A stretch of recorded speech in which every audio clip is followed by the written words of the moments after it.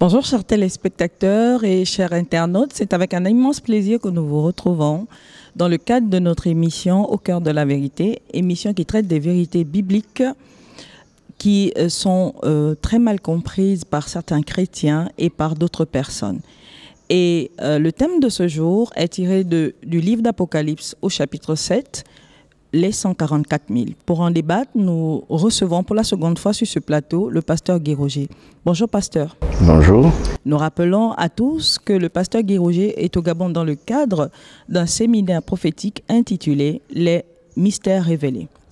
À toutes fins utiles, nous rappelons également que l'émission Au cœur de la vérité est produite par Media Ministry 7 qui a pour objectif de permettre à toutes les personnes qui ne peuvent prendre part aux enseignements lors des conférences bibliques de les suivre à partir de notre page Facebook et de notre chaîne YouTube. Pasteur Guy Roger, pouvez-vous, s'il vous plaît, vous présenter une fois de plus à nos téléspectateurs? Oui, je salue tous les téléspectateurs de Media Ministry 7. Je suis donc le pasteur Roger, Guy de mon prénom, originaire de la Guadeloupe, mais travaillant en Afrique depuis 15 ans. Je travaille actuellement au Sénégal en tant que président de l'Union de l'Ouest de l'Afrique et en même temps, je suis prédicateur de l'Évangile. Merci pasteur, nous voyons que vous avez un CV bien rempli. Parmi les livres prophétiques de la Bible que vous avez étudiés, pouvez-vous nous en dire un peu plus? La prophétie commence dans le livre de la Genèse. Si on fait une lecture attentive de la Bible, on se rend compte qu'au fur et à mesure que l'histoire de l'humanité se développe et qu'elle est décrite dans la Bible, Dieu, de manière régulière, a suscité des hommes, des prophètes, des messagers pour faire connaître ses projets, ses plans, pour résoudre le problème auquel il est confronté, qui est le problème du péché induit par une de ses créatures, un ange du ciel. Donc, les livres qui font partie, en tout cas qui composent le corpus du séminaire prophétique, sont pratiquement tous les livres où on trouve des prophéties bien marquées. Donc, j'ai parlé de la Genèse. J'utilise aussi le livre d'Ésaïe, le livre du prophète Ézéchiel, du prophète Jérémie, de Daniel en particulier, et bien entendu le livre de l'Apocalypse. Mais les livres, les écrits de Paul, de Jacques et de Jean, de Pierre aussi, font partie de ce corpus dans la mesure où l'ensemble de l'Évangile se trouve réuni dans le livre de l'Apocalypse. Justement, venons-en à l'Apocalypse. Pourquoi ce livre porte le nom de l'Apocalypse quand nous connaissons sa résonance et l'impact qu'il a sur le commun des mortels? C'est vrai qu'on aurait pu l'appeler Révélation, comme les Anglais. Mais Apocalypse vient d'un mot latin au départ, un mot ecclésiastique, qui découle d'un autre mot grec qui est apocalypsis, qui signifie révélation. Et en même temps, c'est un mot qui est de la famille d'un mot grec apocalyptein, qui signifie caché, dans la mesure où il est en relation avec un mot latin, celare, qui signifie ce qui est caché, ce qui est secret. Alors, si l'Apocalypse, en d'autres termes, est appelé, comme vous l'avez si bien dit par les Anglais, révélation, et en même temps ce qui est caché, pouvez-vous nous faire un bref aperçu de ce livre?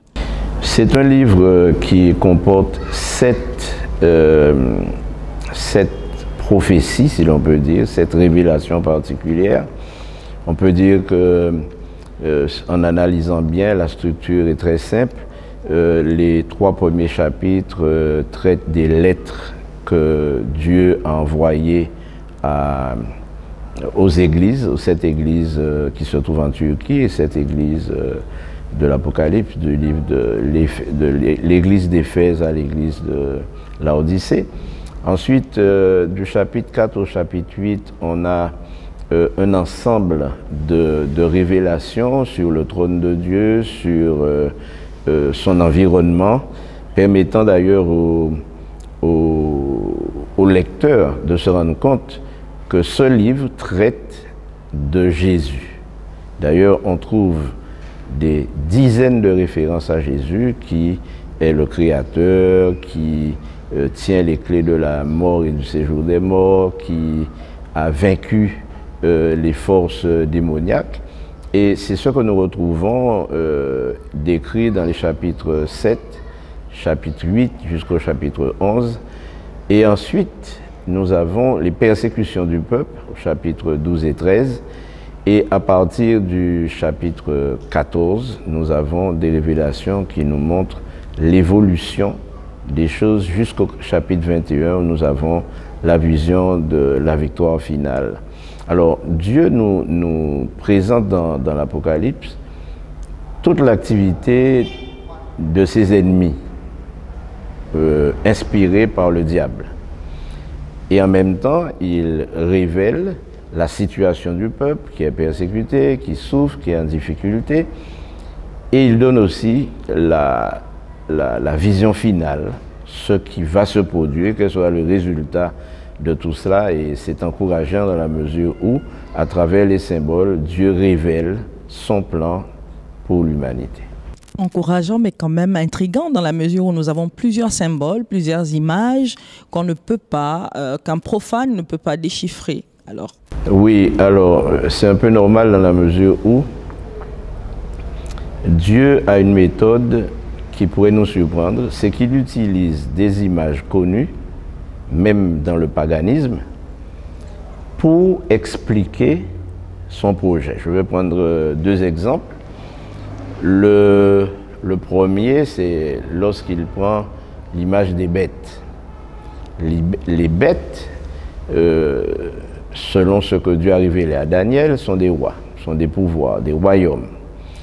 Mais ces bêtes avaient une correspondance dans l'histoire, dans le vécu des peuples de l'époque de Jean, dans la mesure où l'histoire les décrivait un peu comme Dieu les a décrites dans les visions. Il s'agit par exemple du royaume de Babylone, dont le symbole, c'est un lion avec des ailes. Et on trouve d'autres symboles jusqu'à la dernière bête, la quatrième, qui est décrite non pas avec une ressemblance de ce que les Romains utilisaient, puisque les Romains utilisaient l'aigle comme symbole, mais cette bête terrible qui est décrite en Daniel 7 et aussi en Apocalypse 7, cette bête terrible a une configuration où Dieu décrit plutôt ses caractéristiques par rapport à son pouvoir de nuisance. C'est le fer, c'est la bête qui brise tout, qui a des dents de fer, etc., etc. Donc ce sont des symboles que Dieu utilise qui appartiennent au vécu des peuples. Mais il faut aussi savoir que Dieu utilise des symboles pour éviter les problèmes. Parce que lorsqu'il parle de la première bête d'Apocalypse 12 et Apocalypse 13 en particulier, la première bête, et qu'il présente le dragon Apocalypse 12, ces symboles sont un langage masqué pour décrire l'Empire romain qui opprimait toute la région où se trouvait le peuple de Dieu. Donc c'est pour éviter de créer des problèmes que Dieu donne des symboles, mais il donne aussi la révélation de ces symboles, l'explication, précisément pour que ceux qui vont obtenir ces documents puissent les comprendre, alors que le commun des mortels est plutôt enclin à se tromper. Justement, les symboles pour éviter des problèmes, mais nous avons au chapitre 7 les 144 000 qui posent problème. Alors, comment en arrive-t-on à 144 000 ? Bon, je crois que 144 000 pose problème, et c'est vrai que c'est un chapitre, le chapitre 7, mais il n'y a pas que le chapitre 7, il y a aussi le chapitre 14, qui sont les deux seuls chapitres où il est mention des 144 000 dans toute la Bible. Alors, quels sont les problèmes qui sont liés à cette révélation? Il y en a environ 3 ou 4. Le premier problème, c'est que beaucoup de chrétiens, aujourd'hui, cherche à numériser les élus, c'est-à-dire essayer de démontrer que Dieu n'aura que 144 000 personnes sauvées, ce qui est absurde, puisque si l'histoire de l'humanité couvre plus de 6000 ans, il est inimaginable qu'il y ait seulement 54 000 personnes sauvées. Alors, d'autres tentatives ont été faites pour prétendre que les 54 000 seraient 144 000 personnes vivantes et sauvées au moment du retour de Christ. Ce qui serait faux, puisque la Bible nous dit qu'au son de la trompette et à la voix de l'archange, les morts en Christ ressusciteront. Oui, mais si les morts en Christ devraient être parmi les 54 000, ce serait quand même compliqué d'admettre qu'il n'y en ait que 144 000. Bon, ça, ce sont des théories les plus courantes. Il y a d'autres théories sur les 54 000 qui veulent que les 54 000 sont un groupe d'élus spéciaux qui seront vivants à la fin des temps, qui auront vécu des problèmes très grands, qu'on appelle la grande tribulation, et qui accueilleront Jésus et qui seront avec lui tout le temps comme un groupe spécial. Alors c'est un peu difficile à accepter dans la mesure où cela voudrait dire que les chrétiens des derniers temps seraient meilleurs que les chrétiens des premiers siècles et auraient probablement la faveur de Dieu pour avoir des privilèges particuliers. Personnellement, je n'adhère pas à cette conception parce que l'étude des 54 000 révèle beaucoup plus que ça. Le troisième problème qui est présenté serait que Dieu ait deux catégories d'élus. Et il est très difficile d'admettre cette théorie dans la mesure où ce que Dieu requiert de quelqu'un lambda pour être un élu, on retrouve pratiquement les mêmes exigences, les mêmes caractéristiques dans le chapitre 14 où Dieu présente les caractéristiques des 144 000. Le quatrième problème, qui est un problème très sérieux, c'est qu'à aucun moment, Jean ne voit au même endroit et en même temps la grande foule et les 144. Alors finalement, ce nombre de 144 000, nous l'avons compris, est un nombre symbolique. Mais qui sont-ils finalement? À mon avis, il est symbolique, mais il ne suffit pas de dire qu'il est symbolique pour qu'il soit symbolique. Pour admettre que c'est un nombre symbolique, il faut démontrer que ce n'est pas un nombre littéral. Justement. Et pour le comprendre, il faut vraiment se livrer à une étude très sérieuse de la parole de Dieu.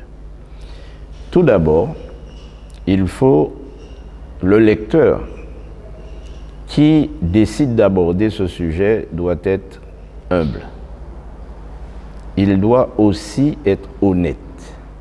Il doit pouvoir accepter ce qu'il découvre et le vivre comme une réalité. Au chapitre 7, il y a 3 niveaux dans la vision. 3 niveaux. 2 niveaux principaux qui sont l'ouïe et la vue.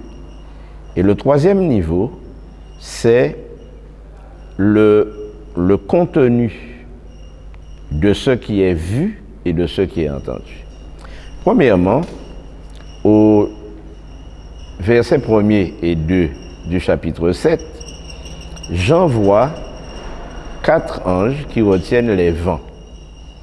Or, nous savons que les vents représentent les tribulations, en tout cas tout ce qui est difficile à vivre pour un humain.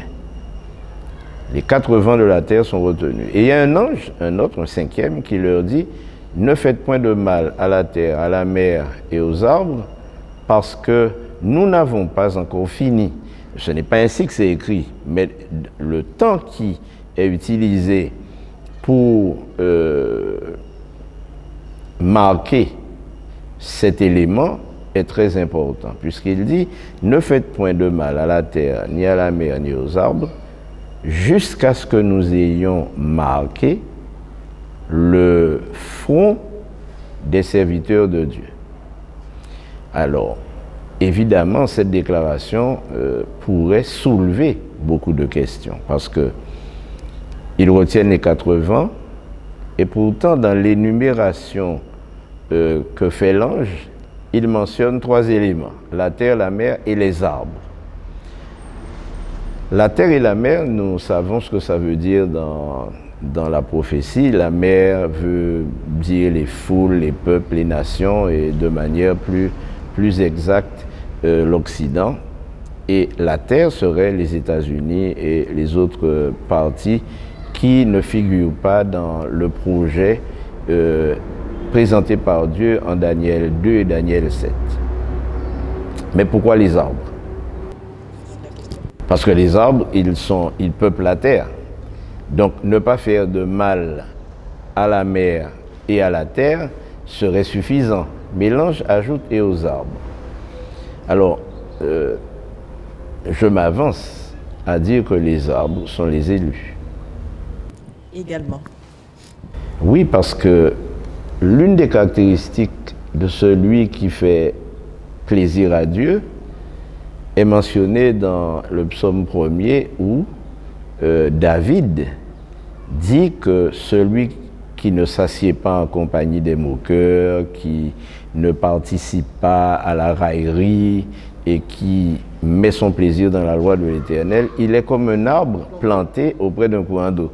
Donc l'arbre serait donc le symbole de ce qui est bien. Et n'oublions pas que dans le jardin d'Éden, il y avait l'arbre de la connaissance du bien et du mal, qui représente la loi d'ailleurs, et l'arbre de vie qui représente Jésus. Donc la référence à l'arbre est beaucoup plus proche de ce que nous croyons concernant le sort des élus que d'un vulgaire arbre ou une plante qui aurait grandi et qui serait épargnée par les vents, alors que nous savons que la terre sera entièrement brûlée, elle sera totalement embrasée et les arbres vont disparaître lorsque les vents seront lâchés. Alors, il y a également d'autres théories qui veulent que les 144 000 représentent des anges déchus, enfin un remplacement numérique. Comment le comprendre? Cette conception n'est pas soutenable par la Bible parce que Dieu n'a pas besoin de remplacer des anges à la fin des temps. Ils sont déchus depuis le début. Et si on devait aller vers une théorie de remplacement des anges, alors ce serait plus facile de comprendre que Dieu, en suscitant une nouvelle génération d'hommes à travers Jésus qui rachète des hommes, aurait décidé de remplacer les anges déchus par les hommes repentants, élus et devenus immortels lorsqu'ils profiteront de la gloire de Dieu quand il reviendra. Alors, les 144 000 représentent-ils une poignée de personnes qui seront sauvées à une certaine époque? On peut dire oui et non, dans la mesure où les élus ne sont pas sauvés en bloc dans l'histoire. Ils sont sauvés au fur et à mesure qu'ils existent. D'ailleurs, l'idée qu'on devrait se faire du salut d'un homme et du temps qu'il lui faut ou du temps qui lui est imparti, c'est sa vie. C'est-à-dire, quand on est passé des centaines d'années, des siècles d'existence pour certains hommes comme Métuséla, les Mecs et les autres, Moïse, 120 ans. Aujourd'hui, la limite serait 80 ans, entre 70 et 80. Ceux qui dépassent ce temps-là sont vécus et reçus, vus comme des personnes qui bénéficient d'une grâce exceptionnelle. La semaine dernière, j'étais à la veillée d'une dame de 105 ans. Ce sont des choses qui sont extraordinaires. Donc, le salut n'est pas quelque chose qui, dans le temps, est réservé à une période. C'est la période de vie de l'individu. Mais à la fin des temps, il y aura encore des sauvés. Et ces sauvés sont des sauvés circonstanciels puisqu'ils naissent à cette période, ils vivent à cette période et ils seront contemporains du retour de Jésus. Alors, comment leur attribuer une configuration spéciale, un privilège particulier, alors qu'ils n'ont pas choisi de naître à ce moment-là. Alors revenons aux 144 000 pour donner un autre sens à cela. Premièrement, quand Jean voit ces anges qui retiennent les vents, il entend le nombre de ceux qui avaient été marqués. J'insiste sur l'énoncé, parce que l'exégèse nous montre que le temps a de l'importance. Et le temps qui est utilisé là, c'est le plus que parfait. Ce n'est pas du tout le passé composé, ce n'est pas le futur, et ce n'est pas non plus un passé simple. Jusque nous ayons le temps, c'est ce que ça veut dire, de marquer tous les élus. Et quand il entend le nombre de ceux qui avaient été marqués, il entend le nombre de 144 000. Alors, si il avait dit, et j'entendis le nombre de ceux qui seront marqués, puisque au moment où il voit les 4 anges qui retiennent les vents et le 5e qui leur dit de ne pas faire de mal à la terre, aux arbres et à la mer, ça veut dire que l'action n'est pas terminée et que tout ce qui va se faire après n'était pas encore réalisé. Donc quand il dit « j'entendis le nombre de ceux qui avaient été marqués », ça veut dire qu'il entend le nombre complet de ceux qui ont été marqués depuis le début de l'expérience jusqu'à la fin de l'expérience, passant par le moment où le scellement se poursuivra par cet ange qui demande un délai pour marquer le front des serviteurs de Dieu. Alors, ma question est la suivante. Pourquoi devra-t-on considérer les 144 000 comme un symbole et non de manière littérale? Bien, simplement parce que pour poursuivre l'étude du chapitre 7, à partir du verset 3, il vient d'entendre le nombre. Maintenant, il va entendre la composition du nombre. Et la composition du nombre, c'est 12 000 de la tribu de Ruben, 12 000 de la tribu de Siméon, d'Isaacar, etc. Jusqu'à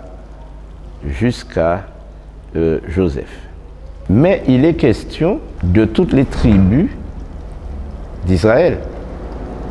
Or, quand on lit attentivement l'énoncé, on se rend compte qu'il y a dans la liste un nom qui n'est pas un fils direct d'Israël, c'est-à-dire de Jacob. Et un des fils qui devrait être représenté et représenter une tribu composée de 12 000, c'est Dan. Et son nom n'est pas là. Donc le nom de Dan a été remplacé par le fils aîné de Joseph qui est Manassé. Et on a un cas spécial où on a le nom du père qui est chef de tribu et le nom de son fils qui serait chef d'une autre tribu. Alors ça pose une question et ça pose un problème. La première question serait, mais pourquoi Manassé est là? Et le problème que cela pose, c'est qu'il manque une tribu qui a totalement disparu, qui ne figure pas parmi les 144 000 mentionnés. Donc c'est le premier élément qui montre que le nombre n'est pas littéral.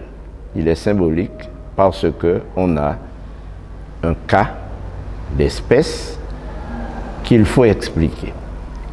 Alors si vous lisez Genèse 48, verset 5, vous découvrirez que Joseph, après avoir exigé que son père vienne en Égypte avec son frère Benjamin qu'il avait retenu, Jacob était vieux, il ne voyait pas bien, Et selon la coutume hébraïque, juive, le père de toute la lignée bénissait ses fils. Donc il a béni tous ses fils, y compris Dan. Mais au moment de la bénédiction de Dan, il prononce une malédiction. Étrange. Étrange. Au chapitre 49, quand il prononce les bénédictions sur ses enfants, il dit « Dan sera un serpent qui va mordre le talon du cheval, ce sera un traître. » Et plutôt que de recevoir une bénédiction, Dan reçoit une malédiction. Étrange parce qu'au moment où Dan reçoit cette malédiction, rien n'indique qu'il la mérite. Mais quand on regarde comment Dan lui-même et ses enfants se sont conduits, c'est la tribu qui s'est livrée le plus souvent à l'idolâtrie. Et vous savez que l'idolâtrie est un péché que Dieu abhorre, et les idolâtres, en Apocalypse 21, il le dit clairement, n'entreront pas dans le royaume des cieux. Et ça, c'est Apocalypse 21, verset 8. Donc, Dan n'est pas présent parce qu'il s'est livré à l'idolâtrie. Et il a été maudit par son père. Mais pourquoi le remplacer par le fils de Joseph? Et là, j'ai une théorie personnelle sur laquelle je travaille depuis des années. J'ai même l'intention d'écrire une thèse dessus, si j'ai le temps, en tout cas. Mais c'est une conviction qui est née d'une étude que j'ai faite en lisant beaucoup de livres sur la tradition juive, sur les coutumes juives, sur le judaïsme en général. Et j'ai découvert que l'identité du juif, son identité spirituelle, et surtout repose sur sa mère plutôt que sur son père.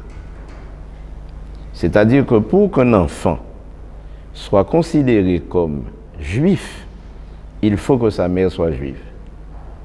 C'est obligatoire. Si sa mère ne l'est pas, alors il n'est pas considéré comme un vrai juif. Et là, on a un cas de figure qui est très spécial. Parce qu'en Genèse 48, Joseph vient et dit à son père, « Bénis mes fils ». Et il emmène Éphraïm et Manassé. Éphraïm le second, Manassé l'aîné. Mais on sait que Éphraïm et Manassé ont une mère égyptienne. Leur mère n'est pas juive, parce que Joseph a épousé une égyptienne. Donc, le fait qu'il demande à son père de les bénir, c'est un peu un acte de reconnaissance de ses enfants comme les enfants de Jacob. Mais le problème qui est posé, c'est pour qu'ils deviennent juifs, il faudrait que leur mère soit juive ou qu'ils soient adoptés par un juif. Et là, Jacob va prononcer une phrase, mais qui est terrible. Il dit, je vais recevoir ces enfants comme mes fils, exactement comme Ruben, Siméon et les autres. Ce qui signifie qu'à partir de ce jour, Manassé et Éphraïm seront considérés comme Joseph lui-même, comme Siméon, Issachar, comme Judas, comme Ruben, fils d'Israël. Et alors, le problème que cela pose, et qui est intéressant, qui pour moi est une révélation, c'est que le seul représentant des non-juifs dans cette liste, c'est Manassé. Et cela voudrait dire que par ce moyen, Dieu veut nous montrer que ces élus seront composés à la fois des fils d'Israël légitimement, et je tiens à le dire, il s'agit bien des Juifs, même si aujourd'hui on dit que les Juifs ont rejeté Jésus, même si les rabbins aujourd'hui disent que Jésus est un usurpateur, etc. Mais il faut aussi se souvenir que du vivant de Jésus, beaucoup de Juifs l'ont accepté. Et lorsqu'il est mort, beaucoup de Juifs l'ont accepté. Après sa mort, beaucoup de Juifs se sont convertis au christianisme et constituent justement le peuple juif appartenant à Dieu et qui va célébrer son nom quand il reviendra. Mais alors, qu'en est-il des païens convertis? Il y a deux textes que nous connaissons bien, que nous avons souvent lus, mais que nous ne considérons pas de la même façon. C'est un texte qui se trouve dans l'épître de Paul aux Éphésiens, au chapitre 1er, je crois que c'est le verset 8 ou 7, j'oublie, mais en tout cas, il faudrait relire tout le chapitre, où Paul dit aux Éphésiens qu'en lui, c'est-à-dire en Jésus, nous avons été scellés du Saint-Esprit. Or, il est bien question de sceller les serviteurs de Dieu en Apocalypse 7. C'est le même sceau. Ce qui signifie que en Éphésiens, il n'est pas question des 54 000, il est question de n'importe qui accepte Jésus-Christ. Et il est scellé. Et il devient un serviteur de Dieu.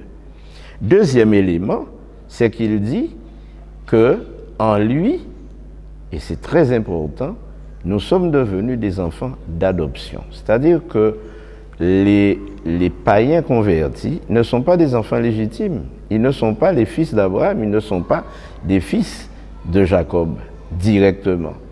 Mais par l'adoption effectuée par Jésus, par le rachat effectué par Jésus, ils deviennent, en Éphésiens 3, verset 10, des co-héritiers de la promesse.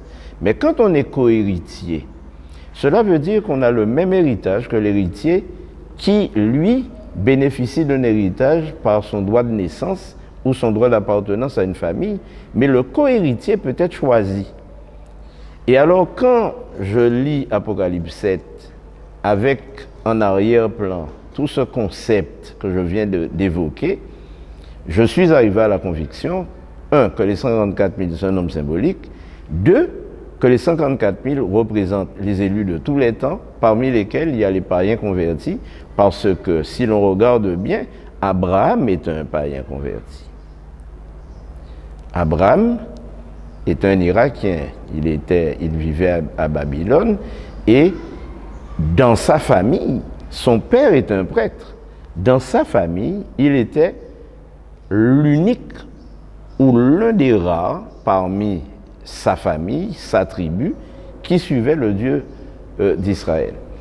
Et nous allons trouver d'ailleurs beaucoup d'autres références d'hommes qui n'étaient pas forcément des Juifs, mais qui le sont devenus, et qui ont accepté de suivre Jésus dans ces conditions, ce qui me fait dire que les 134 000 représentent les élus de tous les temps.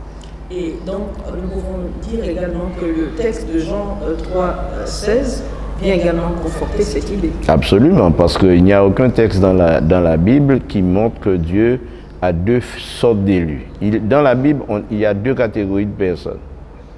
Il y a ceux qui ont la marque de la bête, Apocalypse 13, et il y a ceux qui ont le sceau de Dieu, Apocalypse 7. Bien, d'autres enseignements veulent que les 144 000 soient des élus spéciaux qui hériteront de la terre actuelle. Bon, je crois que l'héritage de la terre est dévolu à tous les élus, puisque en Jean 14, 1 à 3, Jésus dit, je vais vous préparer une place, je reviendrai, je vous prendrai avec moi, vous serez avec moi partout où je serai.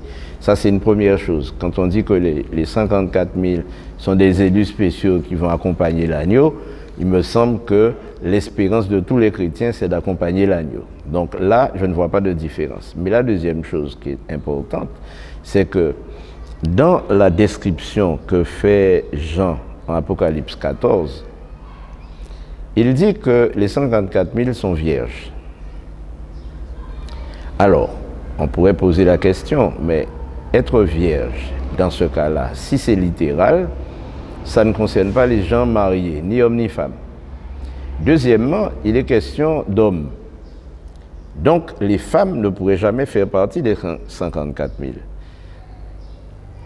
Donc, si c'est une affaire de célibataires, il faut en plus que ce soit des célibataires qui n'ont jamais eu de relations sexuelles à aucun moment de leur existence et jusqu'à leur mort.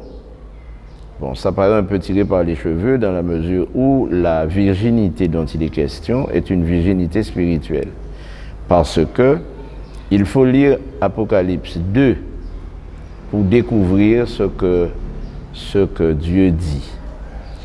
Si vous allez à Apocalypse 2, je crois que c'est verset 8 ou 10, découvrirez que Dieu parle à l'église de Smyrne et il dit qu'il y a une femme, Jézabel, une prophétesse, Jézabel, qui semblerait conduire les membres de l'église vers un adultère. Et c'est pourquoi Dieu dit, en Apocalypse 18, parlant de la femme prostituée, il dit qu'il va jeter sur un lit tous les rois de la terre et ils vont commettre l'adultère avec elle. Donc la virginité en question, c'est une virginité spirituelle qui veut que celui qui est élu est quelqu'un qui n'a pas reçu la marque de la bête, donc qui n'a pas connu l'idolâtrie ou qui ne l'a pas pratiquée en connaissance de cause, mais qui aussi sur le plan de sa relation avec Dieu reste en harmonie avec sa volonté. La troisième chose qu'on pourrait se dire, c'est que les caractéristiques des 54 000 Apocalypse 14 ne sont pas des caractéristiques innées. C'est une référence à Galates 5, ceux qui pratiquent le fruit de l'esprit. Et ceux-là, ils ont toutes les caractéristiques du chrétien que Dieu reconnaît comme authentique, et cela nous pousse à croire que ceux qui font partie de la grande foule, mais je vais dire quelque chose à ce sujet. Jean ne dit pas qu'il vit la grande foule, donc ce n'est pas quelque chose, c'est pas une identité de faire partie d'une foule. Il dit, j'entendis le nombre. Mais le deuxième niveau de la vision, quand je regarde, je vois une grande foule. Une grande foule. Donc, la grande foule qu'il voit a les mêmes caractéristiques que les 54 000 qu'il voit en Apocalypse 14. Et ils sont vêtus de blanc, ils ont des palmes à la main, ils chantent un cantique comme les 54 000 qu'il voit chanter, alors que en Apocalypse 7, il entend leur nombre et il voit cette foule. Et il y a quelque chose de très important dans cela, c'est que toutes ces caractéristiques correspondent aux caractéristiques des élus en opposition à Apocalypse 21, verset 8, qui décrit la liste de tous ceux qui auront reçu la marque de la bête. Bien, au travers de notre échange, nous avons été éclairés sur un ensemble de symboles, mais la grande question que nous nous posons finalement, c'est comment faire partie des 144 000? Faire partie des 144 000, premièrement, pour répondre à la question, comment en faire partie, c'est d'abord vouloir être avec Jésus. C'est la première chose.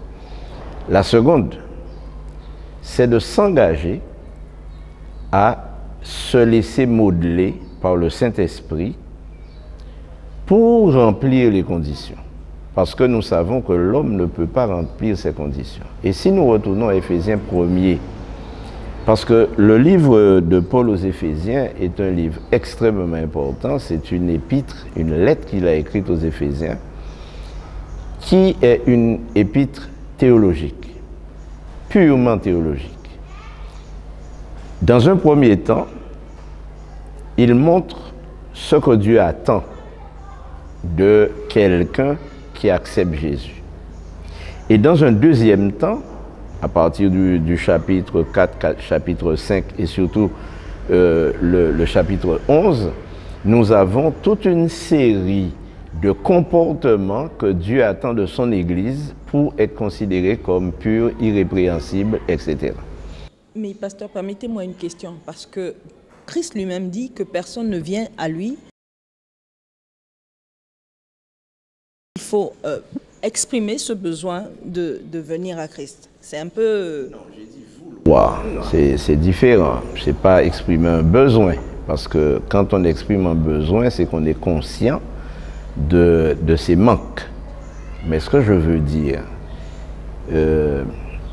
Tout à l'heure, j'ai dit Éphésiens 11, non, c'est 1 Corinthiens 11 qui nous donne aussi des caractéristiques. Mais Éphésiens 6 nous montre quelles sont les qualités que le chrétien devrait avoir et quelles sont les précautions qu'il doit prendre, notamment de s'armer des armures de Dieu, etc., qui sont en fait tout l'ensemble des choses que devrait faire un chrétien pour remplir ces conditions, mais il ne peut le faire que par la puissance du Saint-Esprit. Alors, le Saint-Esprit convainc quelqu'un de péché.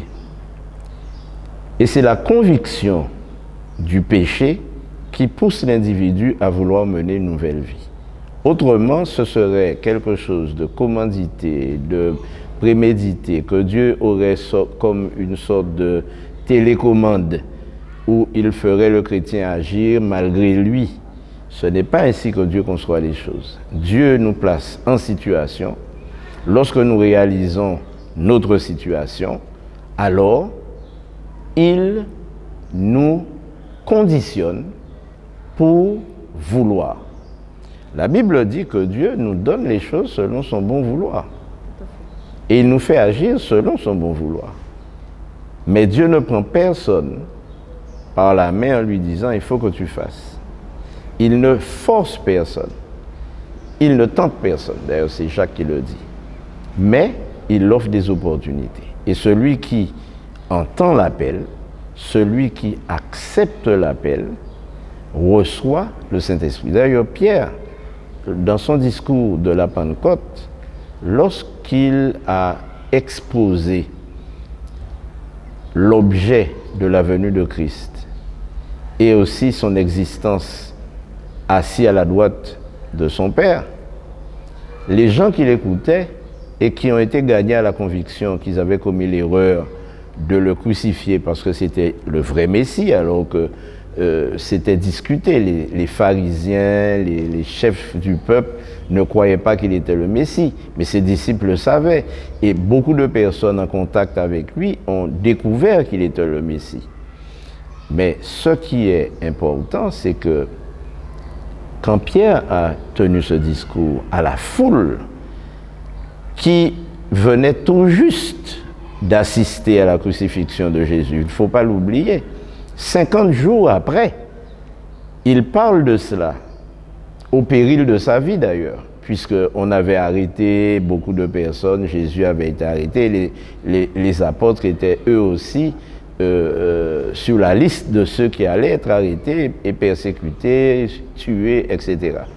Il leur dit, ce Jésus que vous avez crucifié, c'était lui, le sauveur de l'humanité, le Messie. Maintenant, il est à la droite de son Père et il a promis d'envoyer le Saint-Esprit, dont vous voyez la manifestation aujourd'hui, comme signe qu'il est effectivement assis à la droite de son Père.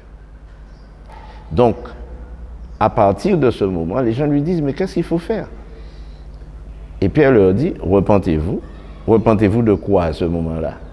Repentez-vous de l'avoir tué, repentez-vous de l'avoir accusé, repentez-vous de ne l'avoir pas suivi. Et convertissez-vous, c'est-à-dire changez de vie. Passez du judaïsme sectaire, légaliste et assassin au christianisme basé sur l'amour, basé sur la condescendance, basé sur la tolérance, basé sur la communion fraternelle. Et pour démontrer que vous êtes passé de cet état à un autre meilleur, soyez baptisés. Et il dit, quand vous serez baptisés, vous recevrez le pardon de vos péchés et vous recevrez en même temps le Saint-Esprit, parce que le Saint-Esprit vous conduira. Et c'est ce que Jésus avait promis. Et c'est qu'il promet à toute personne qui veut faire partie de la grande foule d'élus. Maintenant, pour terminer, j'aimerais clarifier quelque chose. 144 000 correspondrait à quoi? On sait que le nombre 12 est le nombre parfait, c'est la perfection absolue. On a 12 fils d'Israël, on a 12 disciples de Jésus, Jérusalem a 12 fondements, elle a 12 portes, 12 perles. 12. Toujours des serpents. toujours des symboles, mais symboles de perfection. D'ailleurs, on doit savoir que 12 s'obtient en multipliant 4 par 3, c'est-à-dire 4, les 4 vents qui correspondent donc à la terre, et 3, la divinité, le Père, le Fils et le Saint-Esprit. 3 fois 4, 12. Si vous faites 6 plus 6, vous obtenez aussi 12. Mais 6, c'est le chiffre de l'homme, de l'imperfection en fait. Et quand vous observez la perfection de la création, Dieu vit que tout ce qu'il fit était bon le 6e jour, mais il crée un jour pour sceller la perfection, c'est le sabbat. Et on a 7. Or, comment obtient-on 7? 7 est obtenu par la terre plus 3, la divinité. Perfection de la création, de l'univers. Donc, tous ces éléments nous poussent à nous poser la question du symbolisme des 54 000. Or, les mathématiciens ne me contrediront pas. Le carré parfait de 12, c'est 144. Et 1000 dans la gématrie, parce que la gématrie, c'est la science qui correspond à donner une correspondance chiffrée, une valeur numérique aux lettres, la gématrie. Et en gématrie, 1000 est considéré comme le coefficient de multitude ou de longévité.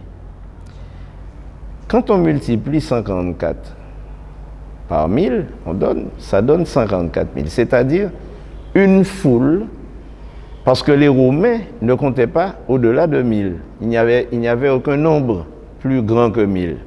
On multipliait toujours 1000 par 1000 et tous les autres nombres par 1000. Donc 54 000 multiplié par 1000 signifie qu'on est dans la perfection absolue qui est la caractéristique de la grande foule d'élus de tous les temps. Donc ceci est intéressant dans la mesure où les 24 vieillards semblent représenter les 12 tribus et en même temps les 12 disciples, les 12 apôtres. Donc voilà pourquoi je suis entièrement convaincu, n'en déplaise à certains, et je me dis qu'en prenant le risque d'être convaincu que la grande foule est les 54 000, fait partie des 54 000, c'est un risque parce que, à la limite, la grande foule, elle aussi, a traversé la grande tribulation. Et la grande tribulation dont il est question n'est pas un moment où on aura une persécution extrême, mais c'est la grande tribulation du péché depuis son existence jusqu'à la fin de l'existence de chacun. Et bien entendu, à la fin des temps, bon, il y aura des choses extraordinaires, mais ceux qui auront survécu à ça feront partie de la grande foule. Ils seront devant le trône, comme les 54 000. Donc, le risque que je prends à dire que nous serons tous ensemble parmi les 54 000, c'est le risque que n'importe qui devrait prendre de faire partie de la grande foule d'élus. Et c'est la raison pour laquelle je crois personnellement que si Dieu devrait faire préférence pour un groupe particulier, les élus de la grande foule n'auront rien à leur envier parce qu'ils seront toujours ensemble. Amen. Donc, repentance, conversion et baptême. Repentance, conversion, baptême, sanctification. Il faut ajouter cela. Un autre terme. Sanctification, c'est-à-dire la reproduction quotidienne du salut dans sa vie par le Saint-Esprit. Reproduction quotidienne du salut dans sa vie par le Saint-Esprit. Oui, parce que en fait, la sanctification, c'est quoi?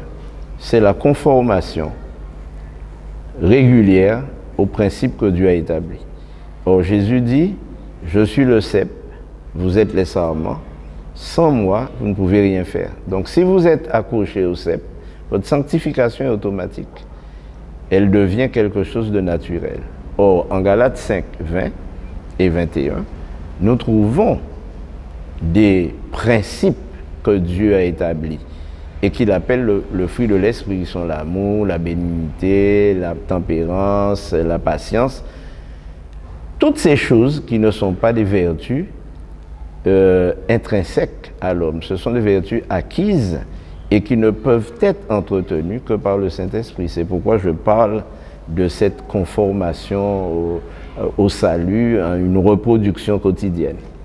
Chers internautes, chers téléspectateurs, n'oubliez pas de vous abonner sur notre page Facebook et notre chaîne YouTube Media Ministry 7 et de cocher la cloche de notification afin d'être informé de nos nouvelles publications.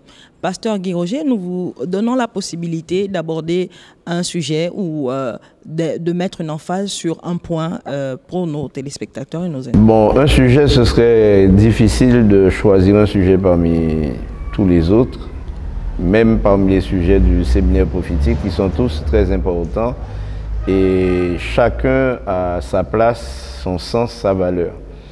Mais si je devais mettre l'accent sur un sujet particulier, c'est que Jésus revient bientôt. En fait, l'essentiel de l'Évangile, l'essentiel de l'Apocalypse et l'essentiel de la prophétie a été d'annoncer la première venue de Jésus et sa seconde venue, et de dire ce qui va se passer entre ces deux événements. Quand il est venu, il a vécu, il a donné des exemples, il a montré ce qu'il fallait faire. Il est parti en donnant la promesse de son retour, mais en laissant tout un programme d'activités et de comportement à ses enfants que nous trouvons à travers le Nouveau Testament et aussi à travers l'Ancien Testament en référence pour avoir un point de départ. Quand il reviendra, il dit ce qui va aussi se passer. Il promet une existence sans fin à ses enfants sur la terre qui sera rénovée. Alors c'est vrai que dans presque toutes les prédications, on parle d'aller au ciel, mais en Apocalypse 20 et 21, il n'est pas question d'aller au ciel pour toujours. Même si Dieu promet, Jésus promet d'emmener ses enfants au ciel, mais il promet aussi de revenir sur la terre avec eux et de les établir sur cette terre qui a toujours été le projet de Dieu, qu'il y ait des hommes sur terre. La différence, c'est que les hommes qui seront sur la nouvelle terre seront des hommes qui auront connu le péché et qui, par le fait qu'ils ont connu le péché et qu'ils ont connu le salut, qu'ils ont pu savourer la joie du salut, ne commettront plus le péché. Non pas parce qu'ils seront empêchés par Dieu, mais parce qu'ils auront cultivé dans leur relation avec Jésus une horreur suffisante du péché pour ne pas avoir à vivre une nouvelle expérience comme celle qu'ils ont vécue. Et c'est pourquoi Jésus garantit ses enfants d'une chose, c'est qu'il sera là. Et je me pose la question, comment allons-nous pécher si Jésus est là? Puisqu'il sera toujours là et c'est lui qui va nous conduire. Mais j'ai du mal à imaginer l'éternité.